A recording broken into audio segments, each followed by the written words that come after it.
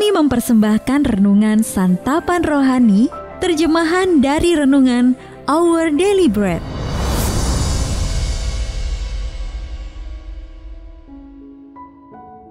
Untuk menerima notifikasi video baru kami, silakan tekan tombol subscribe dan tanda lonceng di bawah ini. Sahabat ODB, pembacaan Alkitab hari ini terambil dari 1 Tesalonika pasal yang ke-5, ayat yang ke-12 sampai dengan ayat yang ke-18.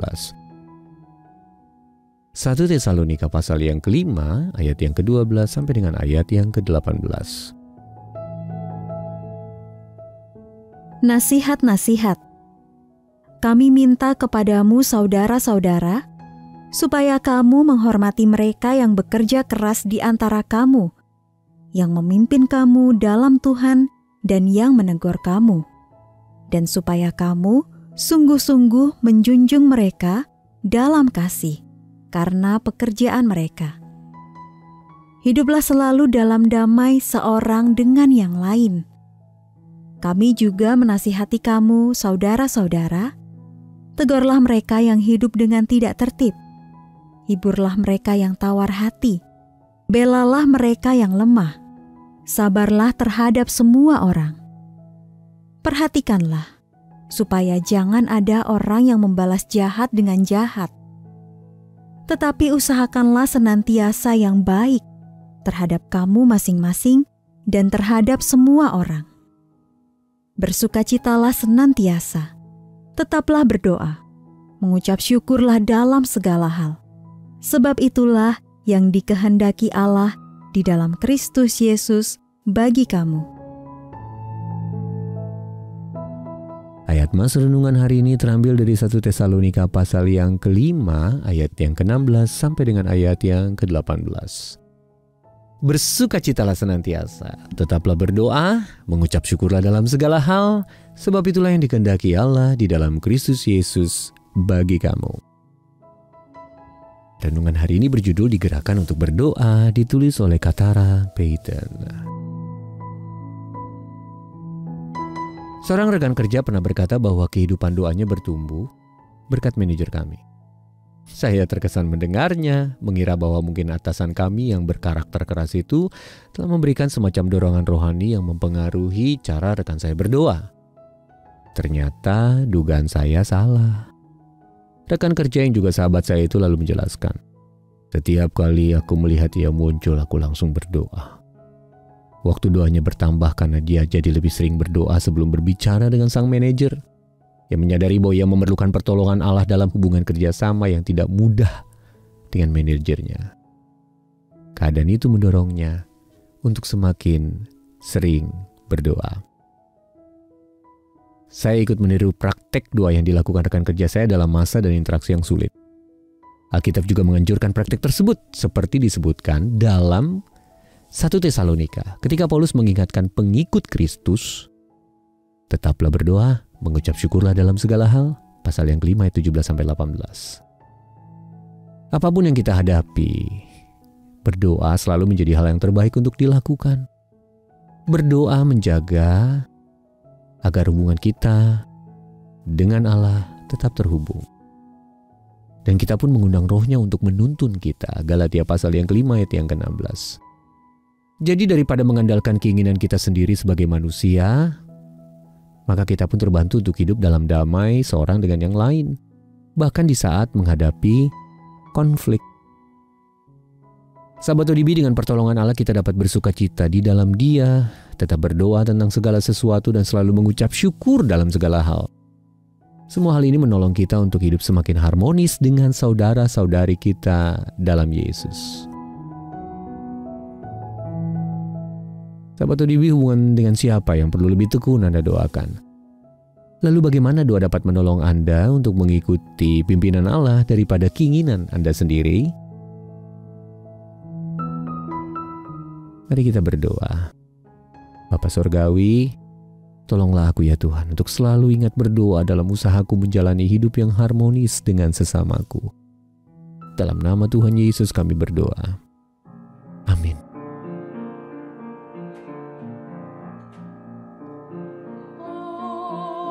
Our Father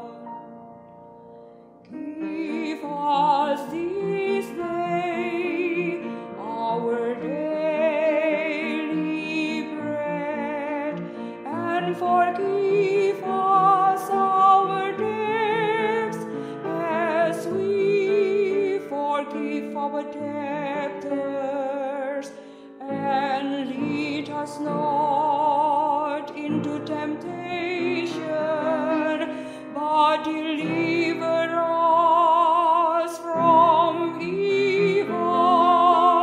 For thine is the kingdom, and the power, and the glory forever.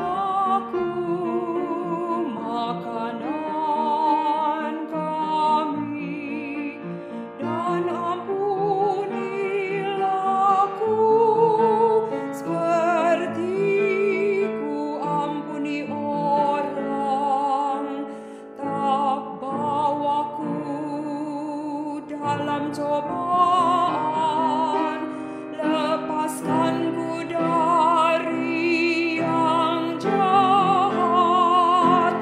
Kerajaan, kuasa, dan mulia bagi Allah selamanya.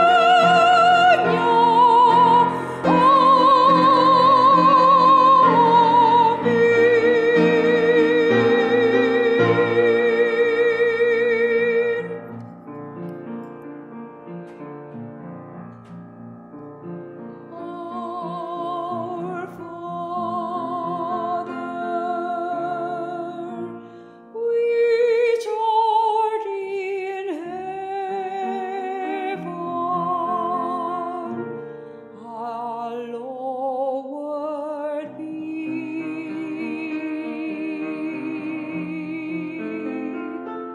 thy name.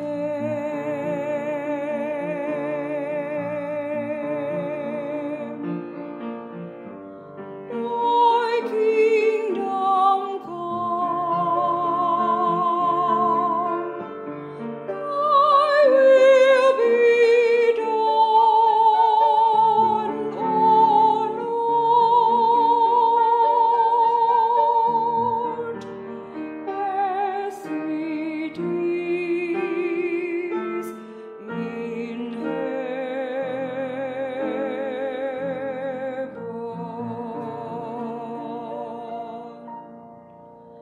Give us this day our daily bread, and forgive us our debts, as we forgive our debtors, and lead us not into temptation, but deliver